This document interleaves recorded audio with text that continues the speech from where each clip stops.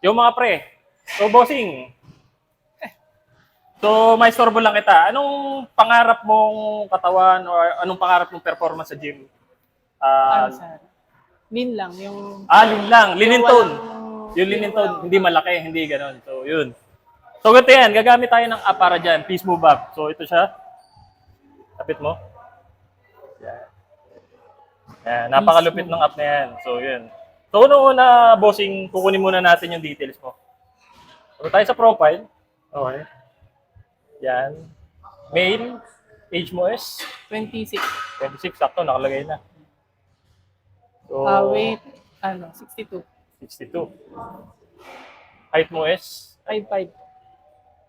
62. Height is 5'5". Sobra. So, ilang beses ka nag-workout sa isang linggo? 4 times a week. 4 times a week. So, dito ka sa moderately active. So, fitness level mo is beginner, intermediate, Parang intermediate naman. intermediate. So, yan. So, ang goal mo is lean and tone. So, meron tayo dyan. Maraming lean and tone dyan. Pwedeng bodyweight routine lang. Sa bahay, 2 dumbbells, ganun. Pwedeng bodyweight lang. Pwedeng sa gym ka magagawa. So, nandito ka sa gym. Set natin as lean and tone sa gym workout. So, yan. Update natin. So, yun na. May workout ka na. So, punta tayo sa workout. So, ito yung nakadesign sa yung workout Monday to Sunday. Okay. Including rest day. Pati rest day sinama na niya para hindi ka na mag-iisip ng schedule mo. So, napakalupit niyan. So, check natin yung pang Monday mo. Pagka ayaw mo nito, pwede ka na mag-generate ng bagong workout.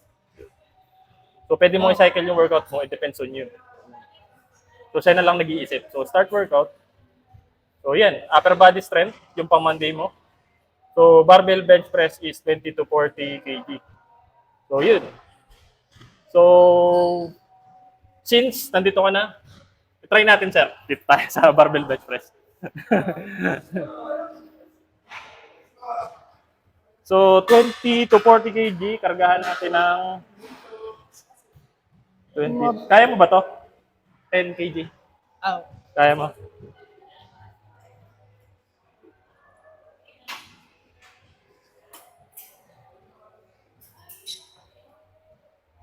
Ito na 10. Walang 10. Naubos ang 10 ah.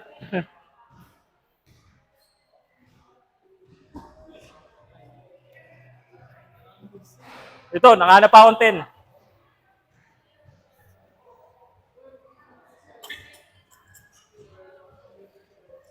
So, nakalagay na repetition dito is 10 repetition. So, yun. 4 set. Or 4 na ulit. Pero gagawin lang natin, isang set lang. Papakita lang natin kung paano gamitin ni Sir yung app. So, go, Sir. 10 repetition.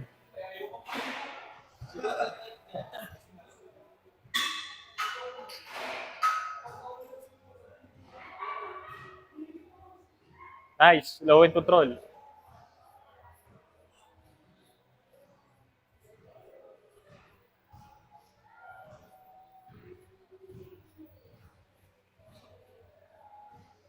Sige, Sir. Kahit di mo natapusin, lagay mo na. Thank you. So, dito tayo, Sir. So, ito, bossing. So, pagka hindi kayo marunong, si Sir kasi marunong na yan. Kasi nasa intermediate stage na siya. So, pwede ka mag-play ng video pag hindi mo naintindihan kung paano mag-barbell bench press. Yan, may instruction dyan. Pwede mo palitan na alternative pagka hindi siya available. Push up. So, yan.